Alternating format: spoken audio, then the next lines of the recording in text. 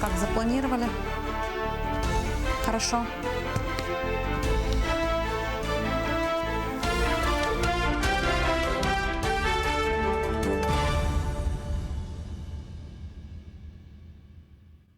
В эфире новости, в студии Анастасия Кобызева. Здравствуйте. Вот главные темы. Первый случай инфицирования коронавирусом зафиксирован в Валайховском районе Якутии. В Москве стартует традиционный марафон. Участие примет и титулованная якутская спортсменка Сардана Трофимова. Прямое включение с места события. Республиканские конные скачки, посвященные 75-летию Победы, прошли в Якутске. Кто победил?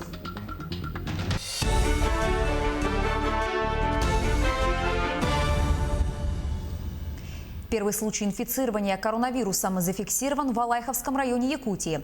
Всего же, по данным оперативного штаба республики, за минувшие сутки COVID-19 выявили у 68 человек. В Якутске 33 случая, в Мегино-Кангаласском районе 11, в Мирнинском 9, в Алданском, Булунском, Верхневилюйском районах по 4 новых случая. В Амгинском районе 2. Все ближайшие контакты заболевших выявлены и изолированы. В эти минуты в Москве стартовал традиционный марафон. На главном беговом событии России планируется участие и мастера спорта международного класса, трехкратной чемпионки России по марафону, члена сборной команды страны Сарданы Трофимовой. На прямой связи с нами моя коллега Айсена Бурнашова. Айсена, приветствую. Какова обстановка в Лужниках?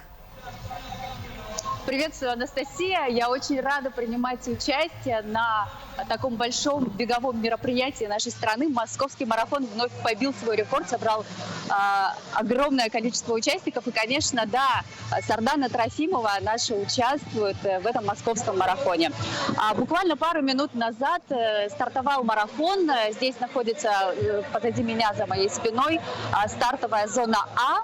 Она пробежала, наверное, уже около 500 метров. Вот буквально только что произошел старт. Она участвует под номером 21. И я хочу сказать, что марафон в этом году имеет две дистанции. Первая дистанция большая, это 42,2 километра. И вторая, она такая рядовая, на 10 километров. Ну, Сардана Трофимова, конечно, участвует в большой дистанции. И как поделился с нами ее тренер до нашего прямого эфира, для Сарданы Трофимовой это, конечно, очень ответственный марафон, потому что здесь также можно сдать еще и олимпийский норматив. Поэтому практически это большая путевка. И надеюсь, что Сардана этой возможностью воспользуется. Что следует также упомянуть о том, что Сардана участвовала здесь в 2017 году и в 2018 году. В 2019 году, к сожалению, не получилось ей этого сделать. Она была на сборах, ее не было в Москве. Но когда она участвовала в 2017 и в 2018 году, она установила рекорд, и до сих пор этот норматив, этот рекорд, эти цифры никто не побил. Ее цифры тогда составили 2 часа 28 минут и 30 секунд. И, собственно, сегодня и участники, и организаторы все ожидают новых достижений от Сарданы Трофимовой и установки нового рекорда. Выглянуло солнце, да, замечательная погода. И, конечно, хочется добавить, что здесь между собой участники переговариваются и даже шутят, что выживут сегодня только сильнейшие, только спортсмены, я бы хотела еще добавить, потому что старт начался очень рано, и не каждый москвич, не каждый житель может позволить себе проснуться в такую рань и пробежать марафон, пусть даже и 10 километров. Ну вот, и за моей спиной вы видите, что до сих пор бегут спортсмены. Награждение состоится также сегодня вечером в 12:30 по московскому времени, в 18:30 по якутскому. И все результаты вы узнаете также из наших уст. Мы будем здесь работать. Айсена, большое спасибо. Ну что ж, будем болеть за нашу спортсменку. Я напомню, что на прямой связи со студией была моя коллега Айсена Бурнашова. Сегодня свой профессиональный праздник отмечают люди, которые сохраняют и приумножают лесные богатства планеты и способствуют их рациональному использованию. День работников леса ведет свою историю еще со времен существования СССР. С праздником всех причастных поздравил глава Якутии Айсен Николаев.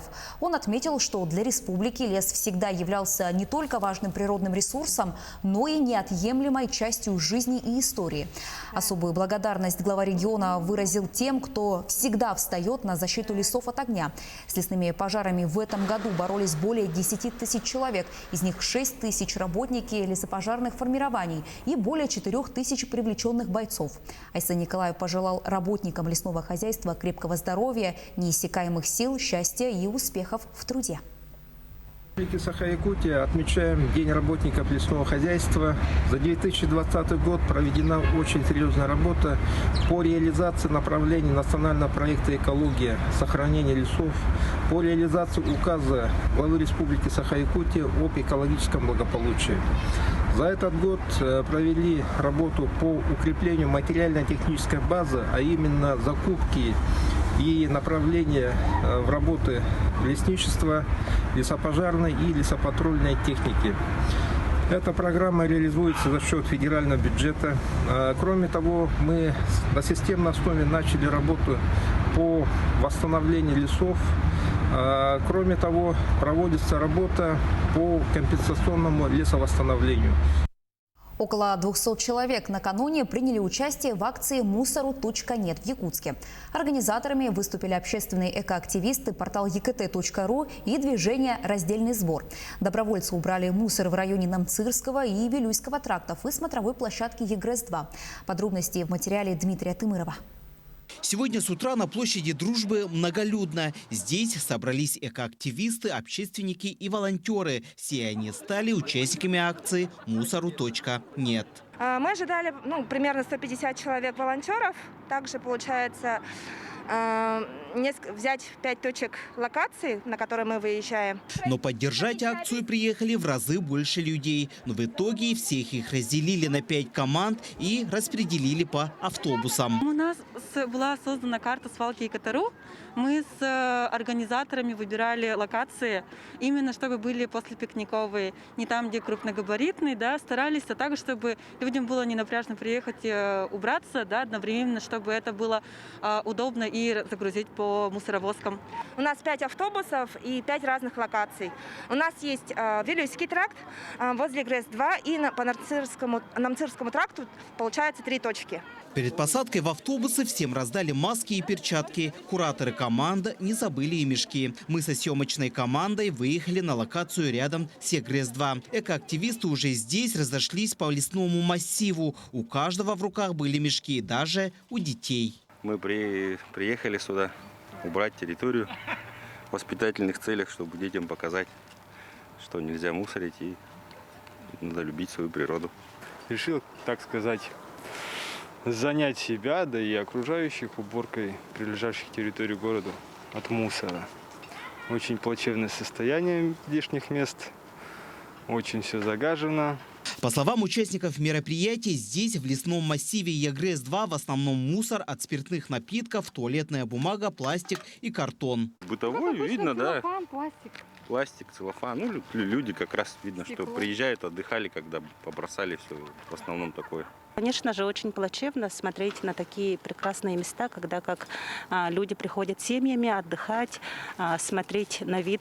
Я недавно приезжала с семьей и увидела, что здесь очень грязно, особенно много алкогольных напитков, урн. Да. Первые 20 минут акции участники с этой локации успели собрать более 10 мешков. По окончании мероприятия их должны все собрать и вывести за пределы зоны смотровой площадки. Весь собранный мусор организованно вывезем за шлагбаум, за территорию на свалку, то есть там, где мусору, собственно, и место, чтобы он больше не портил вид одной из лучших достопримечательностей города. По словам организаторов, данная акция может стать традиционной, чтобы каждый житель и гость столицы мог внести свою лепту во благо защиты окружающей среды. Но участники сегодняшнего мероприятия пожелали всем тем, кто любит выезжать на отдых на природу, убирать свой мусор за собой. Ведь чисто не там, где убирают, а там, где не мусорят. Считаю, что нужно проводить серьезную агитацию касательно уборки мусора, да и вообще,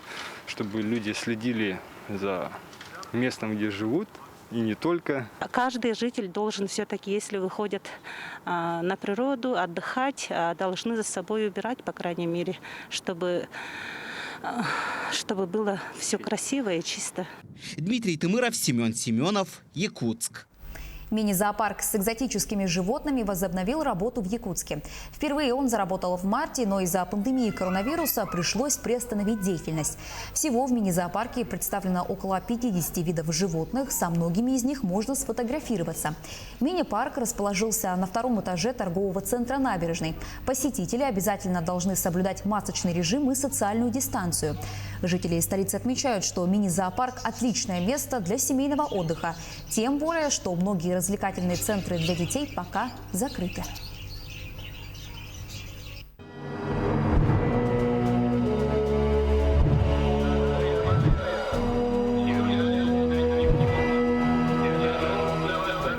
Выставка лауреатов Всероссийского фестиваля «Салют Победы» в Третьяковской галерее на Крымском валу открывает новые имена художников-любителей, включая и авторов из Якутии. Выставка стала финальным мероприятием от проекта «Великому подвигу посвящается». Она объединила более 600 непрофессиональных художников и народных мастеров из 66 регионов России. В Центральном выставочном зале представлены более 300 уникальных экспонатов – живопись, графика, скульптура, народное творчество, макеты военной техники. Работы якутских мастеров раскрывают темы трудового фронта, трагедию семей, потерявших на войне отцов и сыновей, о потерянном детстве. По словам кураторов выставки, в каждой работе личная история. Работы якутян вошли в итоговый каталог выставочного проекта. Презентация альбома «Великому подвигу посвящается» состоится в конце сентября в Москве. Интересен художественный язык якутских художников. Это то, что сегодня очень ценится и что заметили специалисты.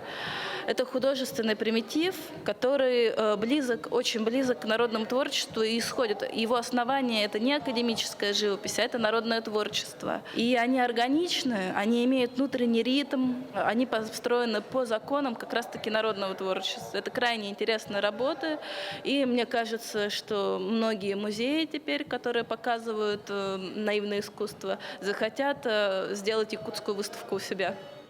Республиканские конные скачки, посвященные 75-летию Победы, прошли в столице республики. Вороной жеребец Майн Кёник из Чурапчинского района установил новый рекорд скаковой дорожки на дистанции 2000 метров, первым достигнув финиш за 2 минуты 10 секунд. Всего было 7 дистанций от 1000 до 3200 метров, каждая из которой была посвящена памяти якутян, героев и ветеранов Великой Отечественной войны.